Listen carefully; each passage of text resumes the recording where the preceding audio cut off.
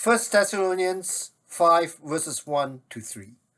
Now, brothers and sisters, about times and dates we do not need to write to you, for you know very well that the day of the Lord will come like a thief in the night.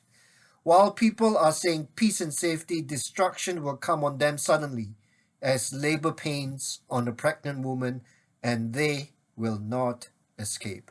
First Thessalonians 5 verses 1 to 3. When I was growing up in Malaysia, when I was in my teens, there was a film that was shown in the churches called A Thief in the Night.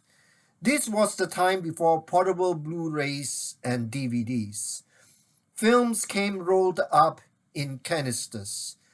There were some interchurch support ministry people who would invest in a movie projector to show these films in the churches. The film A Thief in the Night was one of those popular films. The title of the film uses the phrase "a thief in the night" as borrowed from 1 Thessalonians 5 verse 2. Jesus will return suddenly like a thief in the night. Are we ready for the return of Jesus?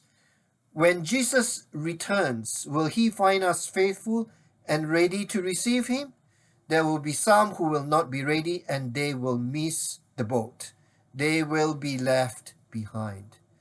Paul uses another metaphor when describing the wait for the second coming of Jesus. 1 Thessalonians 5 verse 3. While people are saying peace and safety, destruction will come on them suddenly as labor pains on a pregnant woman, and they will not escape. 1 Thessalonians 5 verse 3. Paul describes those who treat the return of Jesus lightly as those who falsely tell themselves that they live in peace and safety. However, the destruction that comes upon them when Jesus returns will be like the unexpected labor pains for a pregnant woman. The return of Jesus will be sudden. For those who are not ready, the results will be as devastating as labor pains for a pregnant woman. In a week or so, we will celebrate First Advent Sunday. Are we ready for Advent and Christmas? In some ways, being ready for the return of Jesus is like being ready for Advent. Here is a story from Mike.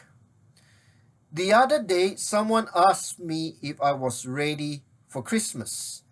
My response was, ready or not, here it comes.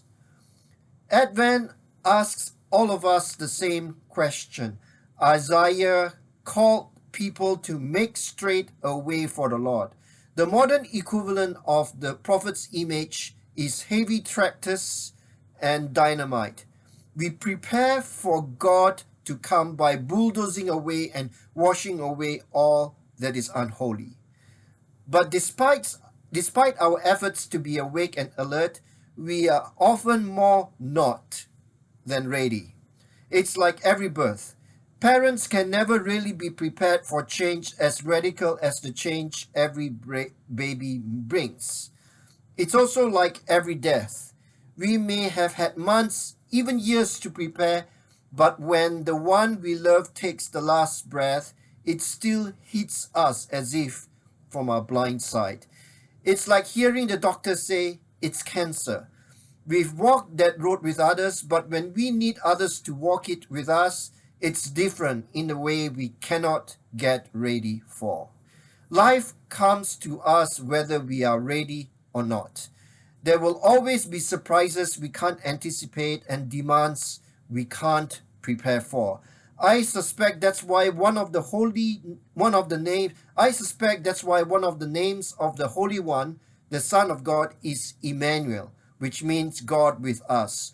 Or as the voice of heaven said to the Apostle Paul, my grace is sufficient for you. 2 Corinthians 12 verse 9.